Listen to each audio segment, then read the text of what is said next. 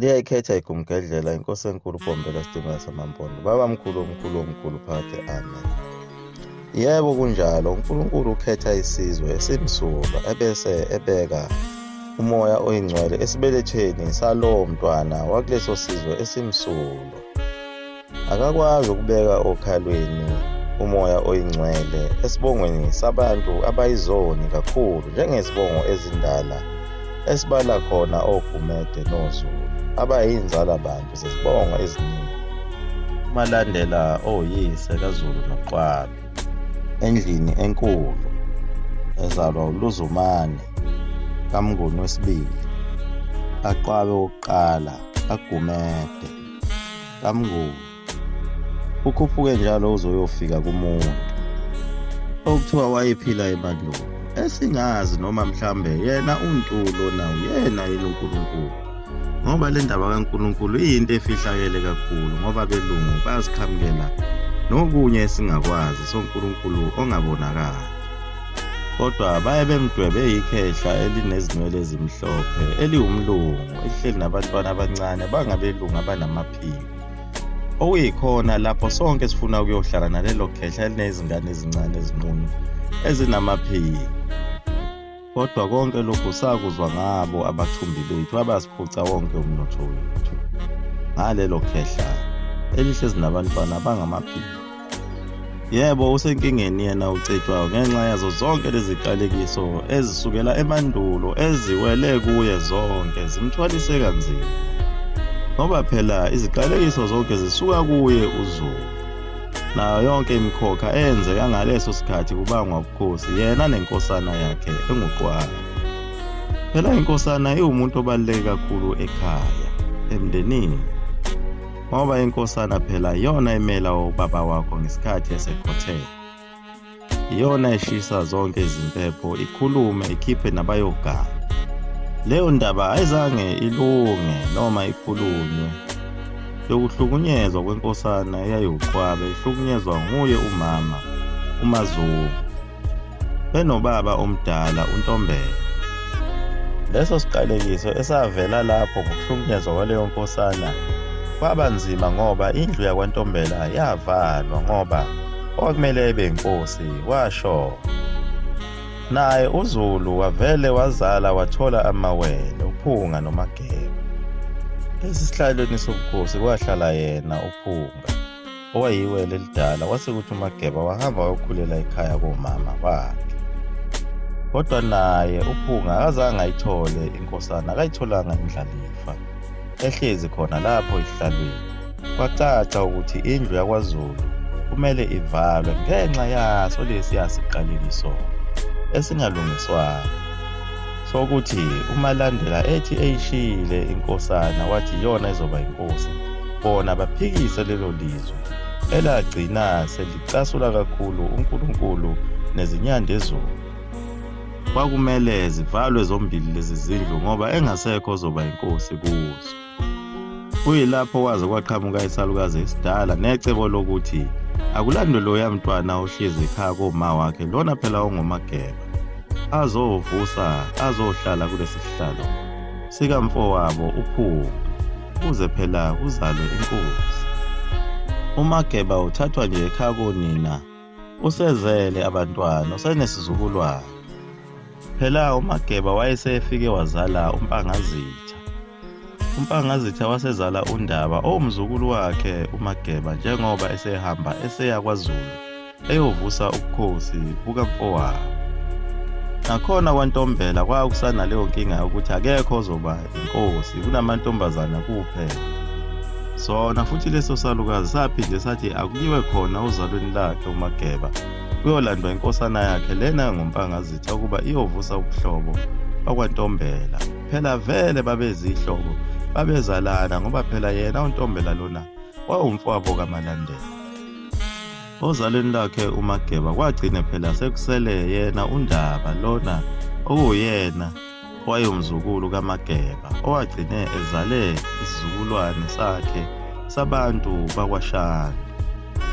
Phela abantu bakwaShanda bazalwa uye futhi uMageba, kanti nabantu bakwaNtombela basazalwa uye futhi uMageba njengoba besichaza. uNdaba phela lona wayemzukulu kaMageba ezalwa uMpangazitha wayefunga uyise njengoba kuthiwa Ndaba kaMpangazitha njengoba kusekukhona uNdabezitha nje namhlanje. Ibona abantu bakwaShandu abangoNdabezitha. uMageba esefikile ngapha ekhaya elikhulu kwaZulu wabeke esephinda futhi esezalela isihlalo ezala inkosi, ezalela umfowabo phela uPhunga lo Khotheme. Waphinde wazala inkosana wayeseyibiza ngoNdaba naye. oNdaba lapho base bebababili wabakhona uNdaba walapha kwaZulu ebukhosini, bese kuba uNdaba lo amzale ehlezi le ekhaya konina omzukulu wakhe. Sona-ke isiqalekiso esabangwa ukuhlukumeza nokuphulwa kwezwi likaMalandela ayelishiye. Isijeziso sesibili nesiqalekiso sesibili ilapho uNdaba eseyinkosi esenezindlu eziningi esibala kuyo nasegazini, nasehlungwini, nasezinsimbini, nasemqekwini. Kuyilapho kwatholakala khona le ndlu yasemqekwini lena isiqomisa yeshela endlini yasegazini lapho kunenkosana yakhona okuthiwa uChoko ehlala nabafowabo oMgijo noMutsha noShankweli. Kuyilapho kwasuka khona ingxabano enkulu phakathi kwalezi zindlu zikaNdaba ezimbili ngenxa yalabantwana abasemqekwini abasebeshela kule ndlu yasegazini. Endlini yasemqakwini ilapho kuzalwa khona uJama noNkwelo. Lo uqomisa kwabantwana basemqekwini beqomisa abantwana basegazini kwabanga ingxabano nobuthi. Kangangoba le ndlu yagcina isihlakazekile, inkosana lena okunguChoko yathatha isinqumo sokubiya umuzi. Base bembhinqa laba basemqekwini ngako lo ukuthi usuyabiyela.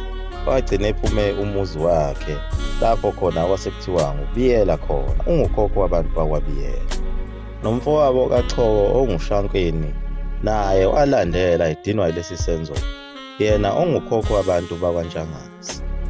Wagcina uhlakazeke kanjalo umuzi kaNdaba wasegazini ngenxa yokuthi ayizange ime lento yokweshelana bengabandawonye.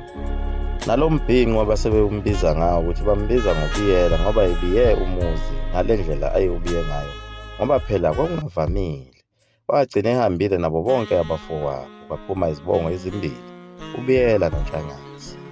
Saqhubeka njalo iziqalekiso zakhona ezingagezwanga nazo lezo zokuba abantu bandawonye bethandana.